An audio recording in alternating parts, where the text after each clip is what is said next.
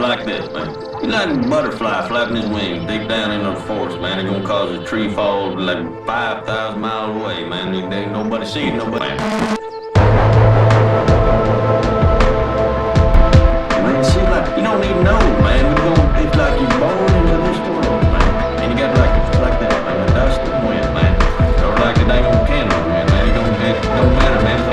It's all time.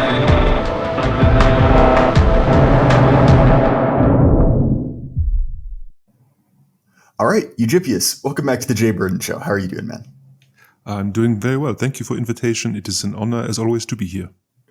Yeah, I enjoy having you on. I think that you and I have covered, including this episode, 3 incredibly different topics. Because you obviously you made your name talking about, shall we say, a certain medical emergency that I still have to be careful about. But your analysis on German politics is excellent. And that's helpful because in the US, we get almost no analysis of German politics. And what we do is absolutely awful. I had my wife ask me, who is the AfD and why are they going to destroy Germany? It's probably a good example of what we get here. But before we get into it, do you want to just mention where people can find your work? Yeah, of course. I am on Twitter. I'm Eugyppius1. And I also have a Substack blog at eugyppius.com. So it's very simple. All right, great. So let's just jump into it here. As far as I understand, something very, very rare has happened in German politics, which is the ruling coalition has fallen apart. So first, do you want to explain the structure of Germany, right? How that's different from the US, why you need a quote unquote ruling coalition, and then what has happened to the Schultz government?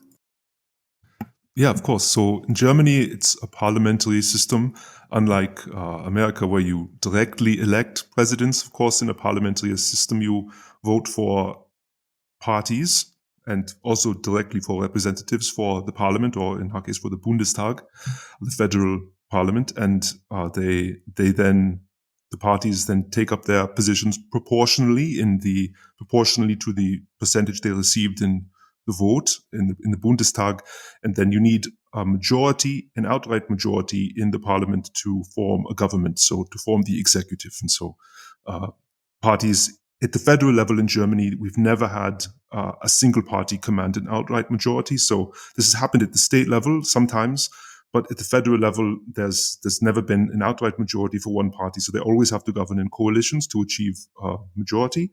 And so usually you have one sort of big party, the Social Democrats or the Christian Democrats, or center-right or center-left, then forming coalitions with smaller parties to get that majority.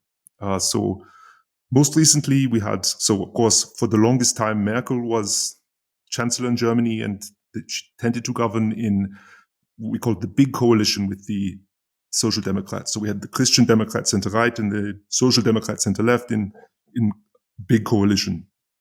After 2021, with the new elections, Merkel, of course, retired, withdrew from politics, and the CDU did not do very well in that election. And instead, the Social Democrats came out on top, and they had to find partners to govern with. And their natural ideological partner is, of course, the Green Party. They're both, so it's Social Democrats, sort of very social entitlements, welfare state kind of politics. They used to be the party of the working man and so forth, but social democracy in Europe in general has evolved away from that and has become, sort of a rainbow, open borders insanity.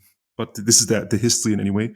And the Greens, of course, energy transition, all kinds of technocratic stuff, also open borders, also general leftism. So the two parties go very well together, but they didn't have, Social Democrats and Greens weren't quite strong enough to command a parliamentary majority still. And the only other party they could govern with were the Free Democrats, who are kind of market liberals, the ordo-liberal German tradition, which is basically a market liberal orientation that is not very interested in attacking the welfare state. So that's who the Free Democrats are. Basically, you vote for Free Democrats because you don't want to pay more taxes.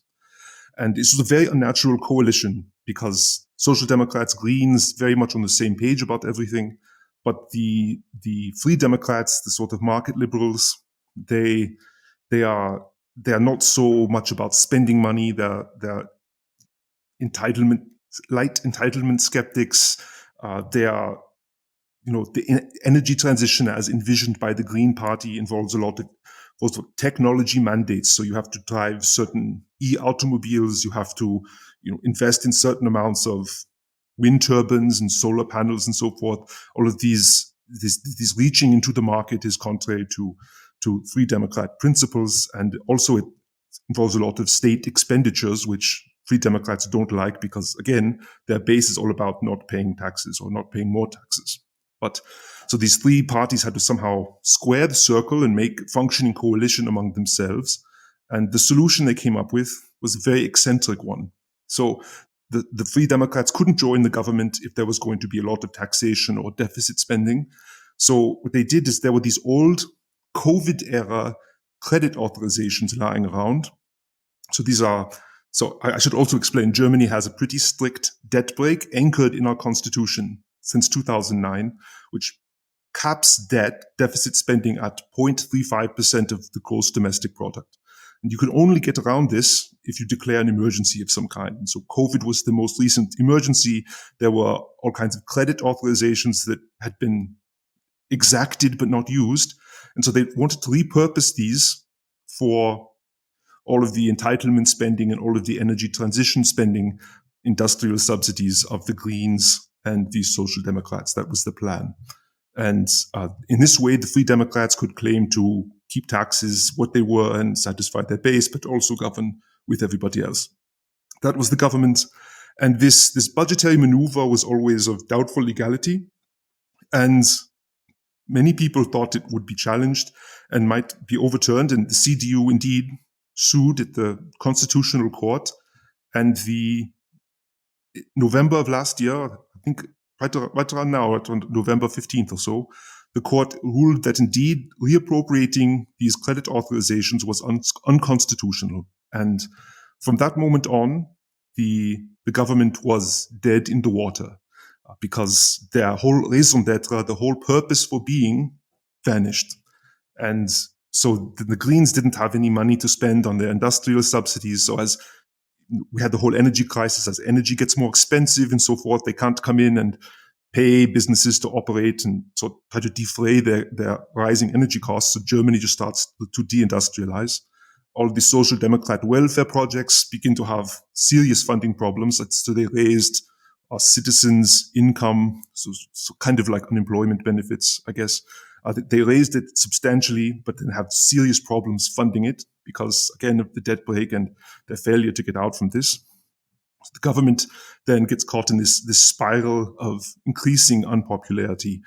They are, as of this year, they were the most unpopular government ever in the Federal Republic since polling began. So in the post-1949 Republic, there's never been a more reviled government because they were just totally dysfunctional.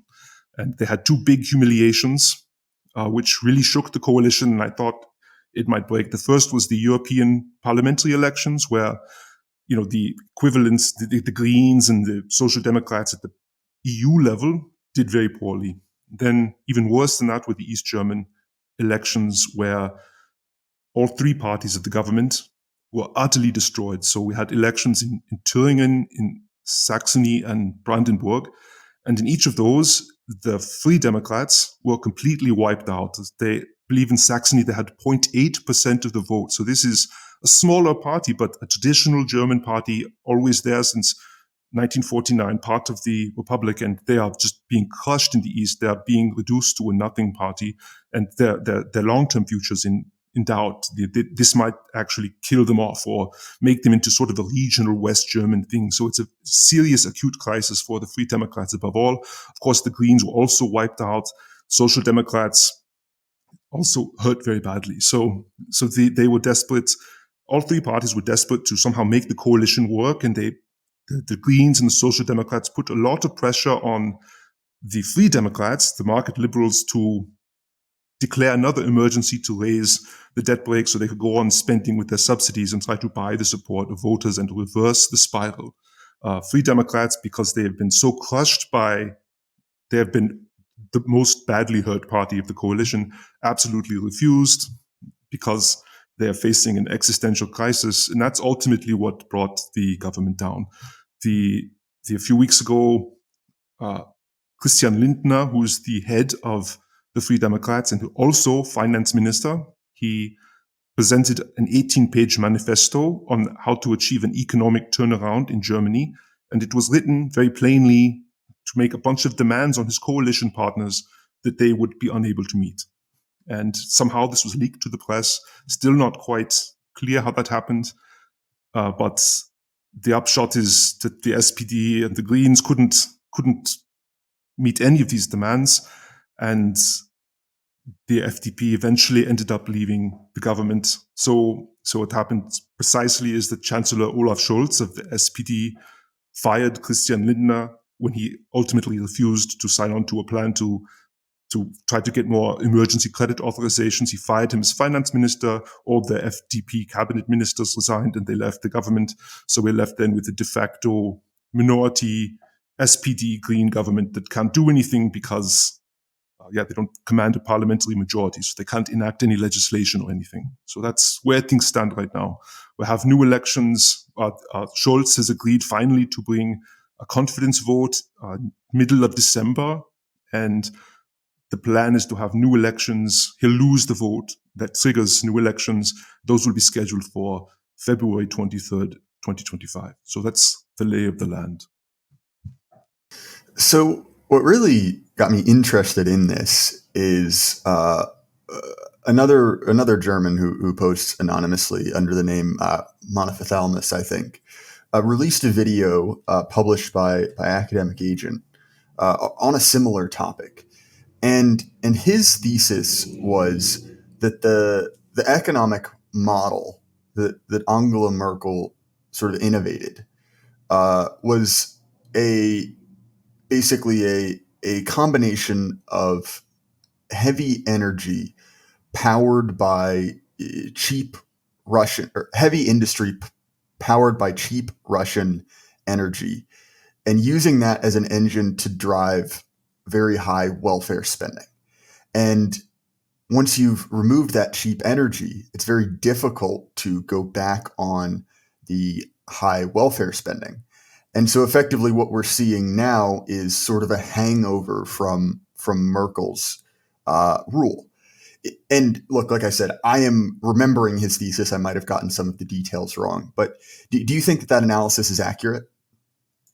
Yeah, it's broadly correct. So one of the things to say about the traffic light coalition, called them this because the SPDs are red and the FDP, their traditional color of market liberals, is yellow, and then the Greens are, of course, green, so they form a traffic light. One of the signature features of the traffic light coalition was its basic indirection. So all of its major signature policies, all of the things it tried to do were basically stuff that had been already set in motion under Merkel. So look at what their major accomplishments. They finally accomplished the nuclear phase out. Crazy thing to do right in the middle of an economic crisis, of an energy crisis. They finally shut down the last nuclear reactors. That's a decision that goes all the way back to Merkel until 2011, one of the major features of her chancellorship. Other things they do, radicalization on the energy transition front, again, a path that Merkel set Germany down years ago. The continued just inaction, total lack of strategy in the face of open borders, mass migration. Again, Merkel's signature policy from 2015. So this is exactly right. And what happens is these policies worked under Merkel because, as you said, there was cheap gas, there was relative prosperity, you could do all the welfare spending, it was all fine. And the energy crisis sort of broke this model, but because of their lack of vision and their internal disarray, they were unable to outline any kind of new path forwards. And so this was just terminal Merkel politics right off the edge of a cliff, is how I would describe it. And but the sort of bizarre thing about this is now that the traffic light coalition has been utterly destroyed and they're out, there's really whatever kind of government we get next, it's very unclear they'll be able to do anything different. So the CDU will come out on top. course, now everyone's fleeing to them because SPD, everyone is discredited. But that party is Merkel's party, and it's still pretty much on her course. So it's very strange. I think it's very likely that whatever government we get next will also just go right into the buzzsaw and become wildly unpopular again and fail on all fronts all over again. It's sort of almost a political paradox here. Well, and that's an interesting point, right? That it seems as if, there is this intractable problem that the established parties are just completely unable or unwilling to solve. Obviously, the situation is kind of different in the U.S. There's a lot to kind of wait and see there. But to me, it's something similar to what we've seen in the UK as well, right? Where there's an incredibly unpopular government failing at the exact same problems that they were put in place to solve. And to be honest, I don't see how the existing order is able to answer these concerns. Do you think that there is any possibility within the existing party structure of someone who can solve these problems? Or is it, like you said, completely intractable? It's the near-term prospects seem almost impossible. So the real problem is that the more unpopular the establishment parties get here in Germany, because they are stuck on this political course that nobody has the initiative or the vision to depart from.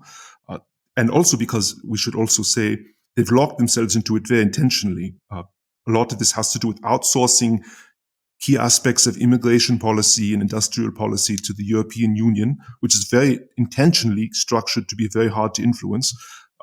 Another aspect of it has to do with the way a lot of climate legislation works, is you try to bind your successors, because enacting energy transition policies in the moment is ruinous. It's disastrous.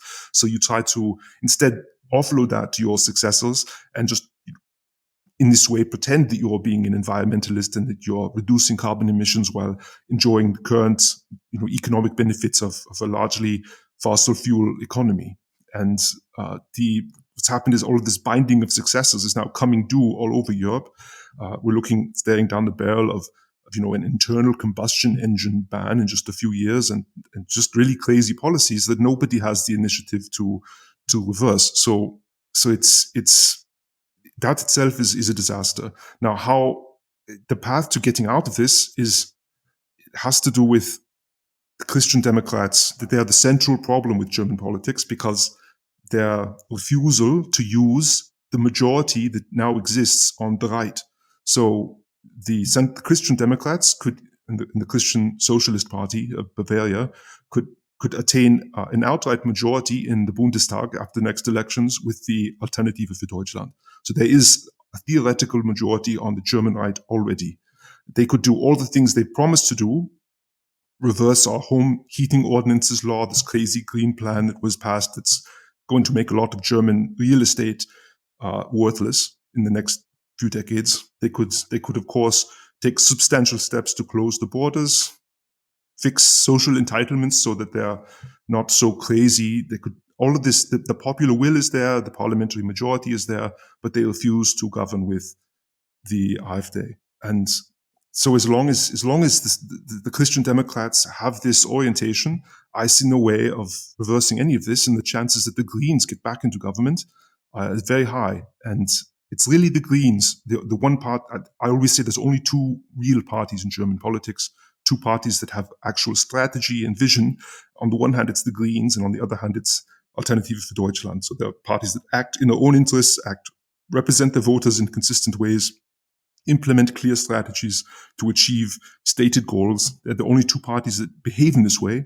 And as long as the AfD are shut out of government, you're just going to have green policies over and over again, because they're the only people with vision driving things. And that will even happen if they're not in government, because everyone who is in government will want to sort of preempt green electoral success. So you'll get Merkel stuff all over again, where a center-right chancellor preempts green positions and basically governs like a green chancellor.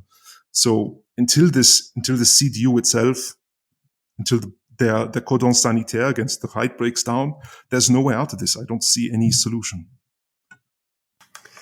So I want to get into that, right? It's interesting what you mentioned about, the way that these green policies are handled, right? By sort of binding your successors to these resolutions. And I guess the bigger question is, and maybe I don't get it because these aren't my people, but what is the appeal of these green policies? Is it purely psychic, right? Is it purely that this allows me to feel good about myself? Because it seems like, in a situation where, energy prices are becoming disastrous, right? The country is rapidly deindustrializing. It seems like, that sort of, social or psychic benefit would start to diminish, compared to the economic, I guess, pain of it. Yeah, that's true. If you look at who are green voters, they are concentrated entirely in the major German cities. So Munich, Stuttgart, Cologne, Berlin, of course, Hamburg. All these are real key green centers. So they're upper middle class urbanites who, are fairly well to do. They're professionals, they're academics, and so forth. And these people, they have a few €100,000 in the bank, or even more. And I think that they simply don't feel the economic pain yet. And things have to get, unfortunately, very, very bad before they're personally affected by, say, deindustrialization and general downturn. That's one of the major problems. What is the appeal of these policies, though? It's always been somewhat. There are many theories. One of them, we could look at sort of over time how the Greens took off, and they really had the height of their influence in Germany and sort of green type parties in Europe in general during Trump's first term. And I think a lot of this was a kind of virtue signaling by Europeans playing adults, globally responsible adults, in contradistinction to childish American patriotic oil burning politics. That was a big moral statement. Moralism in general is a big part of green appeal. It's about certain consumer habits, self-abnegation in, let's be honest, minor ways, to sort of signal a few different things. An important part of green signaling is that you are above the capitalist economy. You have broader, bigger concerns. It's almost a kind of aristocratic aspiration, and you can see aristocrats find green politics very interesting. That's another part of it. There's a whole other angle too. You could talk. This could be a whole book, of course. Other angle about the Greens, especially in Germany, is that they are so hardline Atlanticists. So they combine all this insane environmentalist leftist policies in Germany with absolute ironclad support for NATO, for any wars America wants to get involved in. They're 3,000,000% behind it. It's very interesting how, for example, our foreign minister here in Germany, Annalena Baerbock, is always just presented as a left-wing, progressive, friendly politician. And then recently, when she went to the United States, she appeared on Fox News to talk about how we need to, bomb Russia more or something. So she really sort of appears as kind of a right-leaning war hawk in American politics while being a left-wing figure at home. It's another interesting aspect of green policies and why they're this sort of successful and how they're very complicated, I think. Well, that's a secondary layer to it, right? Which is you have basically this budget crisis. And if you consider both, Germany's contributions as an individual country, but also the amount of money they send to the EU, I believe Germany is, either second or third place in total contributions to Ukraine. And how do you keep that up during, a budget crisis? Is that something that people are talking about, the contributions to Ukraine? Well, yes. So it's like a lot of these issues. It's banished from sort of the establishment press. So German press is incredibly controlled. It's very much dominated by public media, really state media, and who set the tone. And so this stuff is discussed on the political outside. So and in less mainstream papers and so forth, these issues are very important. In the East, especially, there's just a great nervousness about contributing to a war effort in general, because there's sort of cultural nervousness about war, and this actually cuts across parties, even in the Social Democrats. Sort of peace and opposition to Atlanticist wars is sort of the deep-seated thing among backbenchers, if not the leadership. But the cost of contributions to Ukraine is kind of forbidden thing in mainstream discourse, so it's not raised. And going into the present campaign, there's a lot of doubling down on commitments to Ukraine by both the Greens and the Social Democrats, which I find to be interesting, because my read of this, I know less about the American side, you can speak to this perhaps, but is that America is looking to sort of back out of that whole mess. They don't, it's failed. Russia's clearly, going to win in the longer term. It's not really winnable anymore. The Americans are going to back out, and European politicians don't really seem to understand where they're at, what's going to happen. You mentioned, of course, our monetary contributions, and yes, Germany is right up there. But what European states can't really provide very much of is weapons, because we've basically disarmed. So Ukraine, I guess, in the future will not have heavy American weapons deliveries, and Europe alone can't hold the war together or support Ukraine in meaningful material ways, I don't think. So and this is a broader conversation for, maybe another episode, but obviously, I like your term Atlanticist, because, the Republican Party has undergone a massive change, basically in the last 10 years. And, the neocons who previously kind of occupied the Republican Party, and then the last remnants of the Cold Warriors, right? The people kind of dedicated to fighting, Russians, they sort of swapped parties, right? When Trump came in, MAGA displaced not all, but the majority of those people. And especially in 24, he has completely new backing, right? So you hear a lot of, kind of black pillars say things like, oh, Trump has staffed his entire staff with neocons, people who are obsessed with a certain Middle Eastern democracy. Miriam Adelson gave him $120 million. And that's kind of a mixed bag, right? Well, she said she was going to give him that much money. She only coughed up about a fifth of it, right? She didn't actually do it. And a lot of these people, well, sure, they're Zionists, right? Because they are conservative Americans, but they're not big names, and they're all loyal to Trump. So that's an interesting position. We will see on that. But broadly speaking, the Republican Party, both this new funding base and the actual voter base, are extremely anti-intervention, right? If you look at the origins of MAGA in 2016, it subsumed the Tea Party movement, right? Which was essentially a sort of like half libertarian, half paleo-conservative reaction to the neocons, right? We want, different economic policy. We want an end to foreign war. And so that runs very, very strongly through MAGA. People, again, are all blackpilling about a war with Iran. I think there is no chance that's going to happen. One, just because of the physical impossibility of starting a war with Iran, right? It's a very difficult thing to do. But also because if you look at the actual deep-seated priors of MAGA, anti-war is very, very close to that. It is very, very, it's something that is, high up on their list of priorities. And so as regards Ukraine, I think a lot of conservative Americans look at anything to do with Russia as basically complete and total liberal nonsense, right? To them, it seems like the war in Ukraine is an extension of Russiagate, right? Which is like, yes, interesting. That's very interesting. Yes, and I think that for a lot of liberals, that's basically true. For them, Russia is this kind of totemic evil, right? It literally is, the country of, Voldemort, the Emperor from Star Wars, kind of all wrapped into one.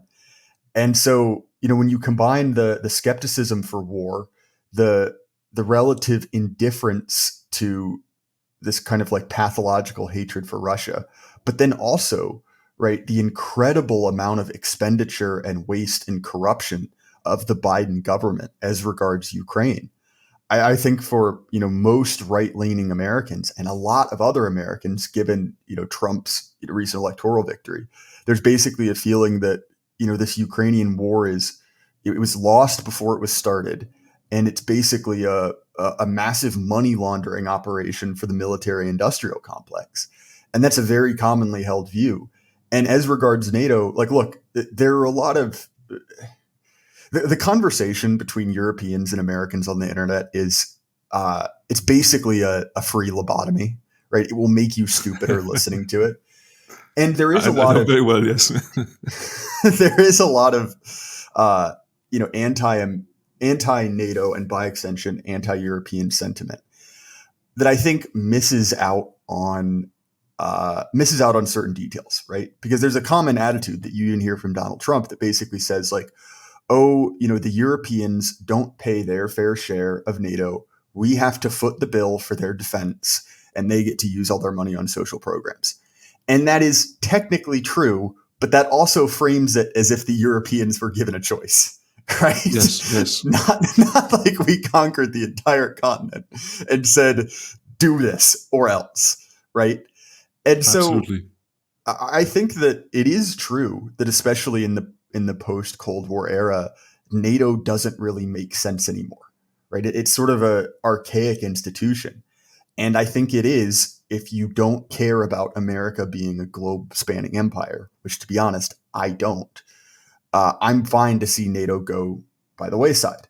Now, look, I think that in the short to medium term, that could be quite uncomfortable for Europeans, right? All of a sudden, wait a minute, we need to secure our own borders again, right? We need to, spin up our own defense industry. That could be difficult and painful. But to be honest, in the long term, I see that as being necessary for the survival of Europe. Right? I totally agree. I say this all the time. Yes, the Americans have to get out of Europe, and then we'll have normal politics again. There's a lot of our crazy Euro-leftism is driven by the absence of security concerns. It's really what it is. Exactly. And so to me, I look, you as a European right winger, me as an American, our interests did not align in everything, right? But both of us hate the American empire, and both of us want American culture out of Europe. And so, yeah, sorry, that was a long rant. I realize it's supposed to be an interview show, but that's sort of the place that I think NATO and, by extension, Ukraine have in, American politics. I mean, look, like the fact that you can literally tell someone's political opinions, like to the exact degree by how much they display, Ukraine and or NATO, flags in their bio on social media or anything, like it has become a partisan issue. But sorry, Eugyppius, back to you. No, absolutely. I totally agree with all of that. I think, yeah, it's hard. Obviously, the Americans, it's a little hard to explain why NATO wasn't wound down after 1990. I think the Americans, their foreign policy establishments, see it as a way of extending their influence and their importance and their relevance for global affairs. And it's very transactional. Everyone involved, our own European politicians and the Americans responsible for funding NATO and coordinating the alliance, they all know that there's sort of an exchange going on here. So Americans have enormous influence across the continent and, of course, in the UK and so forth, in Scandinavia, to the extent that they provide their defensive umbrella. And this allows in return, our politicians get to pursue leftist social welfare state policies without any security concerns. And you get this machine of this sort of leftist ecosystem, I called it once. So then you have this sort of crazy European leftist culture and leftist politics that, because there is some lingering European cultural prestige in the New World, then gets played back onto America and so forth. And you have these truly ridiculous debates about how we need to do more transit like they do in Europe, and we need to have more government allowances for people who have children like they do in Europe, and every crazy thing that we do in Europe that's actually a huge problem doesn't really work that well here is that needs to be done in the United States as well, because old world prestige means we know what we're doing better, and this entire system is maintained by American security guarantees in Europe, basically. So if they go away, I think a lot of people on the right side of politics in general would benefit, both in the United States and also here. I think a lot of just insane European cultural political problems reflect simple absence of direct security concerns. You see, we can't even defend our own borders anymore. We have no militaries. As soon as we're forced to make really serious existential decisions on our own behalf, a lot of crazier policies, the Greens and stuff, will melt away. I think that's very important. And it's also very telling that the people who are at the leading edge of all this leftist crazy are also the hardest line Atlanticists in Europe. The Greens are probably just the most crazy psychopathic Atlanticist party. They would just, some of them say absolutely genocidal things about Russians. It's really nuts. And it's a political cancer. It should be destroyed. I agree. Yeah, it's interesting you bring that up. I actually didn't realize that the Greens were so supportive of Ukraine, although it does make sense. I think that a lot of the anger that Americans have, particularly right-wing Americans have towards Europeans, basically comes down to Europeans, broadly speaking, not understanding the degree to which their existence is subsidized from the outside. And actually, a perfect example, and I realize he's an Anglo, right? But it would be someone like Piers Morgan, who will look to America and say, "Oh, why can't you do this? Why can't you do this? Why can't you be like us?" Right? And it comes from a place of not understanding that the kind of surpluses that create an economy like that are not natural. And look, right, getting mad at talking people on television is a sure way to drive yourself crazy. And in general, right, I think that so much of this kind of like anti-Euro, anti-American discussion is largely a complete and total waste of time. But I think it's interesting what you brought up about the necessity for kind of like existential threat. It is something that I notice a lot, right? Because in extremely left-wing cities in America, you see exactly the same thing, right? So I recently went to Portland, Oregon, right, which was the site of a ton of rioting in 2020. It's a heavily Antifa aligned city. One of the few where that can actually be said with a straight face. But what's interesting there is they have one of the most insane homeless populations in the entire hemisphere. Right, it's ridiculous. I mean, through the entire city, I don't think I saw a block, or even a side of a block without a tent on it, or a camper or something like that. And one of the big things that started that was they came up with a revolutionary new policy to decriminalize all drugs, like regardless of schedule, anything. And so it was legal, and as you could look up videos of this, to like Hunter Biden, just smoke crack in a public park and no one would stop you. And that went on for almost 4 years until finally, right, someone had after having to live among, these insane, drug-addled zombies for 4 years, decided, well, you can still live here, you can still have your open fires, and you can still smoke crack, but you have to do it inside, and it's silly to say it that way, right? But at a certain point, once you actually have to understand you actually have to see the consequences of your beliefs, right? It's not externalized. You're more likely to see sensible policy. Do you see what I'm getting at there, Eugyppius? Absolutely. No, that's totally right. So I'm curious, right? Where do you see the cracks in this forming? Obviously, if you can't put together a budget, that's something. But where will those consequences start to be seen? Obviously, we've seen some of it with immigration, some of it with the economy. But where do you see those pressures mounting? Yeah. So right now, there's no nice way to put it. Germany is de-industrializing, and none of the establishment parties really have any plan for how to stop this. And the energy is simply too expensive.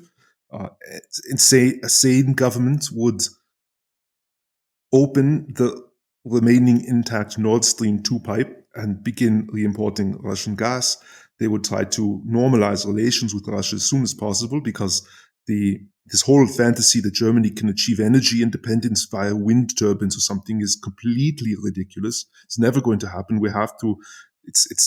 Germany can't be an industrial power without friendly relations to our energy-rich neighbors. That's just how it is. That has to be something we do.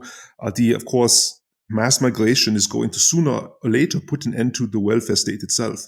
It will become unfinanceable, and that will happen relatively soon. And already the budget shortfalls at the district level in Germany are becoming catastrophic.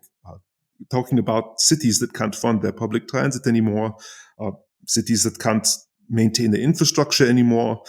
It's really sort of at the breaking point here, and there's just no ideas about how to address any of these problems in the political establishment. So the political changes have to happen within the Christian Democrats and the center-right parties, which are the cornerstone of this. Sooner or later, they're going to have to break down the cordon sanitaire and come up with some means of cooperating, or at least cooperating with, forming coalitions with, or perhaps not even coalitioning with, but using AfD votes to accomplish legislative goals. If they're not able to do that, then they will continue to decline as a party. So the CDU already, they're the strongest party in Germany right now. They're still relatively dominant, polling about 33%, but we're talking about a party that my parents' generation routinely polled in the 40s, they were much stronger. They were by far the most dominant party in Germany. The Christian Socialist Party, the sort of Bavarian sister party, used to rule Bavaria with an outright majority, and they've been steadily declining in the polls, in popular support for many years. And Merkel-era politics, her asymmetric demobilization and triangulation did a lot to hasten this process. So the Christian Democrats have to come up with some way to save themselves politically. And I think the crisis has to be made more acute for them. Right now, if they continue to enter coalitions with the Social Democrats or the Greens, which they're obviously planning to do for the next elections, they'll never be able to deliver on any of the things that their boomer voters want. And they'll continue to bleed support. And so they'll have to, I don't know when this crisis can be brought to an end, when it can be made acute enough for Christian Democrat leadership to respond. I fear they can still hold out for quite a while, but that's the fundamental change that has to happen. I think one of the things that makes this possible, and if you look at European politics more broadly, Germany, and particularly West Germany, is an outlier. They still are voting to the left of France and Italy and East Germany and Poland, and all of our neighbors are much more right-wing politics in terms of parliamentary representation right now than Germany, especially West German voters choose. And the reason is that these ancestral party loyalties, are extremely conservative party system, enables the parties to enact more leftist policies than the voters actually want. And so I think a lot of this has to do with boomers eventually departing, dying, and leaving the political order to younger generations who can vote more sensibly and directly in their interests. But that's a long process. So I don't know exactly how that can happen. I have to say right now, present CDU is through and through a party that reflects Merkel's legacy, and even though Merkel has become kind of a politically fraught, if not outright toxic figure, especially on the German right, and current CDU politicians have done things in small ways and some larger ways to distance themselves rhetorically from Merkel. They're still her party, and all of her instincts and her general tendencies are still on display with current politicians there. And so for the near term, I really don't see anything changing. It's sort of depressing. But that's an interesting dynamic you bring up, right? Is that, the generational politics aspect to it. And, I've kind of long predicted that, like in France and like in Germany, we would see a rise of a right-wing youth. And, that was always kind of hypothetical until this most recent election when, men, particularly men under 30, swung hard for Trump. And, now you have this bizarre situation where effectively, you have a great number of young people who are to the right of their parents, right? Which is not culturally normal. Yeah, that's what right. do you think is driving young people to the right? I mean, there are obviously economic reasons, but I'm curious, what do you see as being the reason for that?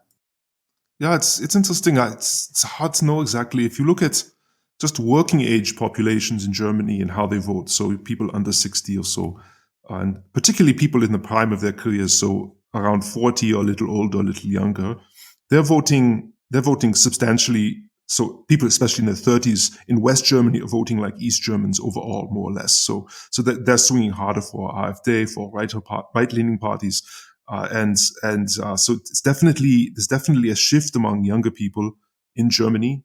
I don't know exactly how to explain this. Part of it, of course, I have to say the AfD is kind of a youth party. They have a lot of energy. They're kind of cool in a way that the left isn't. They're fun. They have an interesting and engaging social media presence. Their politicians say interesting things. They're engaging in a way that the establishment parties just aren't. That's a big part of it. Another part of this cultural shift, I'm not sure if it's the case in the United States or not, but here in Germany, we had, of course, the big 1968 generation. They were countercultural leftists. They were super cool. My parents' generation, that they were torn jeans and leather jackets and identifying with radical left movements like Antifa or the Red Army faction or whatever. This was sort of a countercultural, cool thing to do. But then all those people grew up and they became especially school teachers and university lecturers. And now it's just become this kind of school mom politics. So leftism used to be cool and countercultural back in the 70s and 80s. Now it's become this sort of politics of school moms and withered old ladies, and it's not cool anymore. It's not fun, and that all of those cultural dynamics and that energy has moved to the right instead because it's subversive. It's something you're not supposed to do. It's something your parents and teachers lecture you about, and that I think that cultural energy is really important, even beyond economic considerations. It's just kind of cool to be on the right now. It's subversive. You can get in trouble for it. Old people don't want you doing it. It's fun in a way. And that's something the left has long since given up in favor of social control via institutions like educational institutions. So that's part of it. Obviously, as you say, economic concerns are real as well. I don't know. There's a rough rundown. Yes. I mean, look, characterizing it as kind of like a school marm is very accurate, right? Like, I mean, you have Tim Walz and Kamala Harris in the U.S., who are not only two of, just objectively speaking, right, the worst candidates in recent history, but also just absolute like vacuums of charisma, right? Like there's really nothing going for them. And, when you combine that with, the fact that, to be perfectly blunt, everything kind of sucks, right? It's not like things are going great.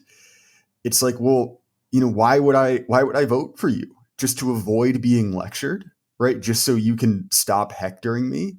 It's, I think, a problem that the liberals are really running up against, especially in the post-Cold War reality, right? When the West more broadly was robbed of any, existential threat, however artificial, right?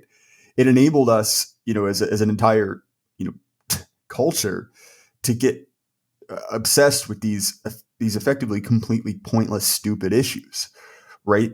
Like you have the fact that, Kamala Harris's campaign has no substance to it past our opponents are weird and gross, and a coconut, right? The kind of like stupidest, emptiest memes possible. It rings incredibly hollow. And look, I'm not saying that, civil war is around the corner. It's going to be Mad Max, like, some of these retards on the internet will tell you. But regular Americans are starting to feel the pinch. Okay, fair enough. It's not as bad as, the economic crisis in some other parts of the world, right? America's still a rich country. But, feeling, as everyone has, that you have gotten meaningfully poorer in 4 years, right? You can tell the difference. I mean, look, like my grocery bill has basically gone up by 2.5 to 3 times.